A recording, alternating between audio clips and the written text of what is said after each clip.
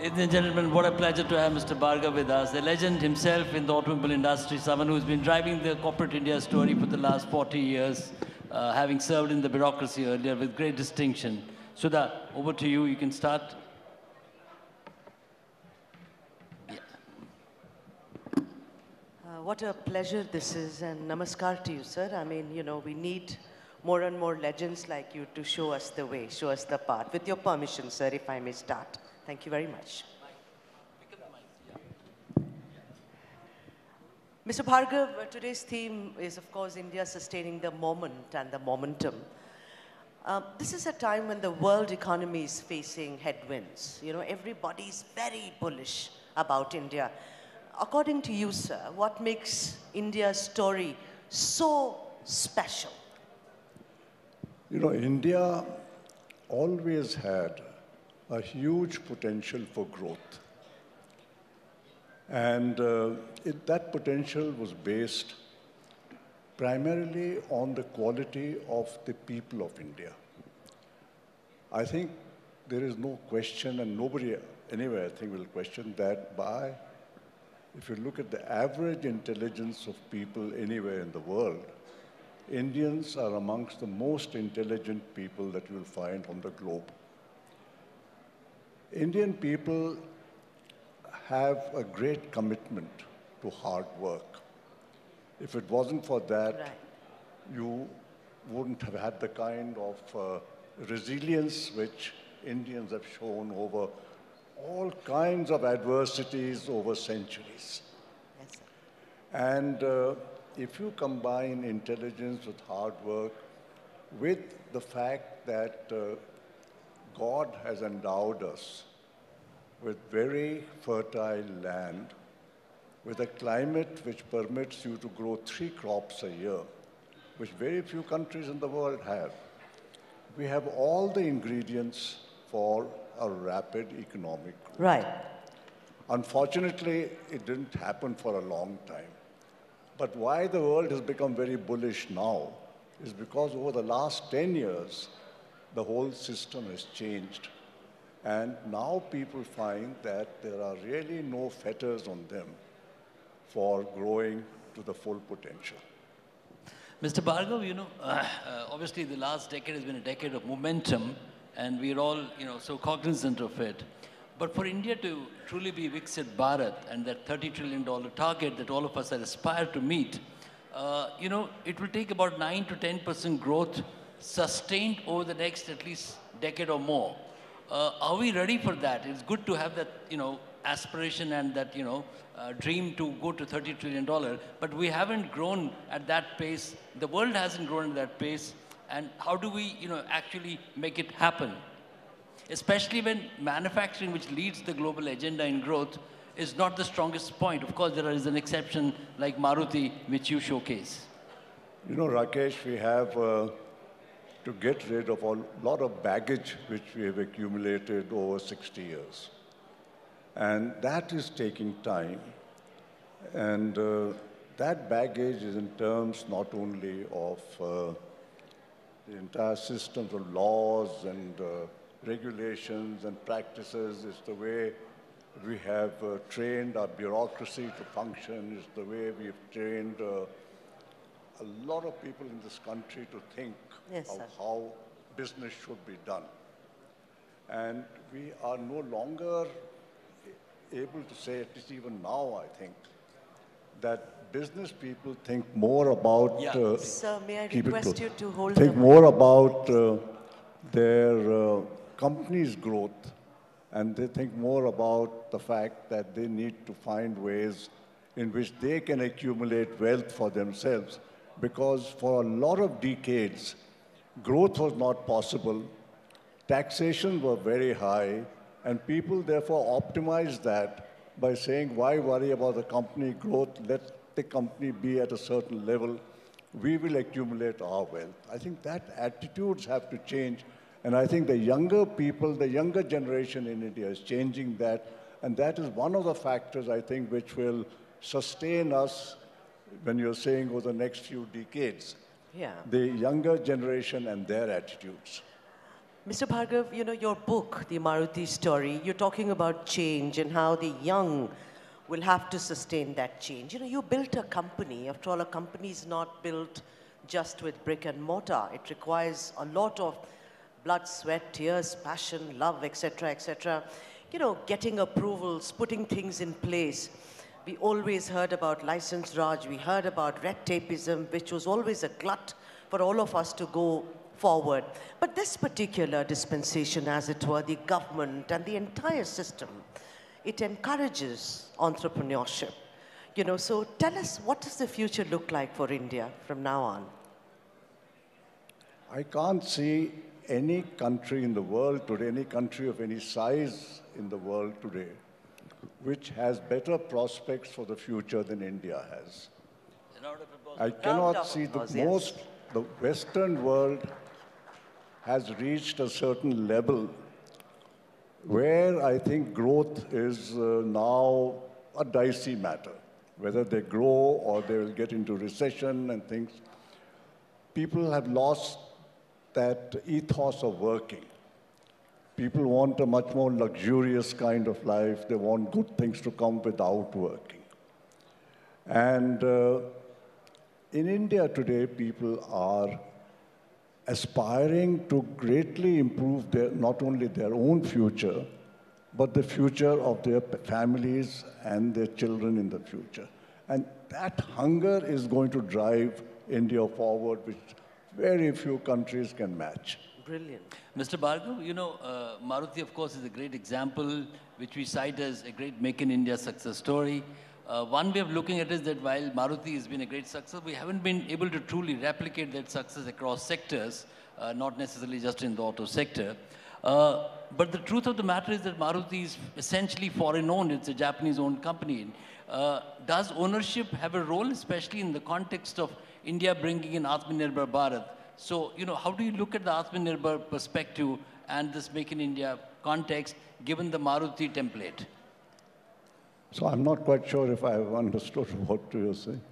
But in Maruti, I think the major factor was the fact that all of us had no other agenda except the growth of the company. We were focused on how to grow this company because whether it was Mr. Krishnamurti, he was at the end of his career. I had left the IAS and I had joined this, so I had no other way except to try and make a success of what I was doing here. Mr. Suzuki in Japan had gambled the future of Suzuki Japan on the Indian venture, where everybody thought that this was not going to be a success and he was going to go down.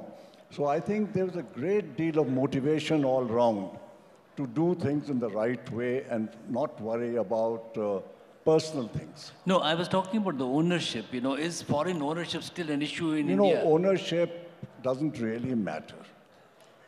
At that time when we started, government was a 74% owner. But I found, and I had worked for long in government, that government rules permit you a great deal of latitude to do things differently, but still remain within the rules. This belief that government rules are frightfully rigid and they don't permit you to change, I think stands disproved by the fact that within the Maruti system, if you look at all that we did, and I've described a lot of that in my latest book, Impossible to Possible, we have done a whole lot of changes in the management structure, all remaining within the government rule system. Interesting. Yeah. Yes, and you know, the Maruti story, I'm going back to the first book. And Sorry? The first book, the Maruti story, sir, you've been always a great votary of teamwork. You thought that people-to-people contact, you know, how you interact with each other, that builds a company, takes it several notches above. With the digitization, sir, and artificial intelligence, how is it going to impact when we talk about manufacturing, product design, et cetera, It's a new world out there. What's your opinion on that, Mr. Bhargava? You know, ultimately, in any organization, it is the people who make the difference. In a lot of organizations like IT companies and all, everybody is very homogeneous in the sense that they're all engineers and they're all technocrats and things. And so they all work more or less as a team. In manufacturing, unfortunately, we have this, I'm not sure where this has come from, but it has come that people who are less educated are not the same as us. And we have a kind of superiority complex that if we are better educated, we have all the know-how, and the people who are less educated do not have that kind of know-how. It's totally wrong. Actually, the workers in a factory, and they are about 70% of the total employees, have as much interest in or motivation, if they are motivated correctly, to improve the factory, and they have the capability of doing this because by virtue of the experience which they get by working on the shop floor. The challenge for management or people who are in the higher positions is to respect people as people and to recognize that these people also have the same aspirations as we have. They also want to get a better life for themselves and their children. And if you create conditions where they can see that happening, they will work with full devotion to the company. Yeah, that's the work integrity that we are talking about, which is extremely important to the success of the India growth story. Mr. Bhargava, there is by and large broad consensus on the economic reforms in this country. Post-liberalization, there is a direction and a trajectory which stays the course. But there is a strong section in the political class which still sees capital with a sense of suspicion. And you have constantly been arguing in favor of, investing faith in wealth creators as the potentially only viable, durable solution to improve equitable growth in this country. So how does one deal with the level of, distrust in corporate world yet in this country? Rakesh, somehow I'm able to follow her better than I can follow you. Maybe the mic is faulty, sir. Could be, na? Yeah.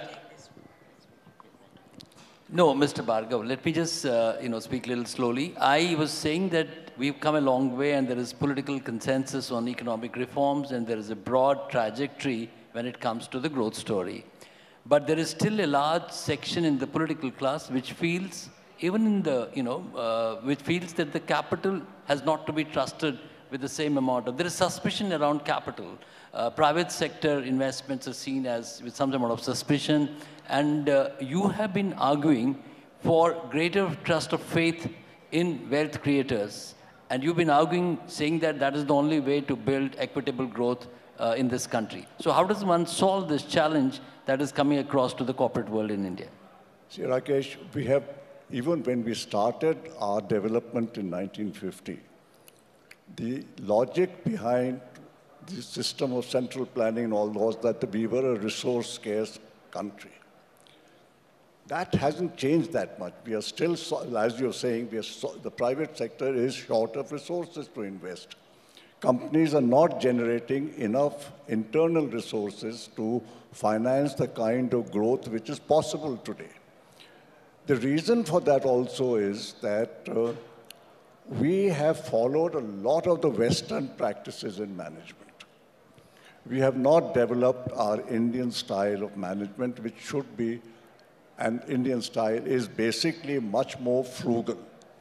If companies are managed more frugally and you avoid a lot of unnecessary expenditures, which happens because that's the Western pattern, you can actually accumulate far more resources than you think is possible. I'm talking of Maruti. We followed a very frugal management style.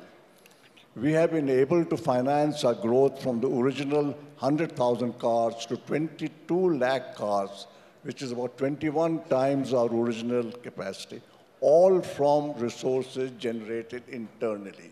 We did not borrow, we did not have to go to anybody for money.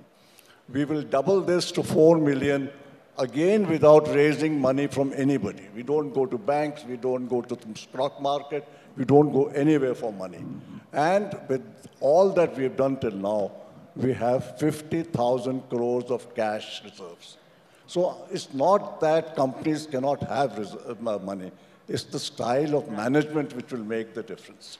That's brilliant. And on that note, Mr. Bhargav, it's been a pleasure. It's an honor to have spoken to you. Ladies and gentlemen, give it up for a legend, R.C. Bhargav. It's our honor truly to have listened to you, sir. Sir, if I may have.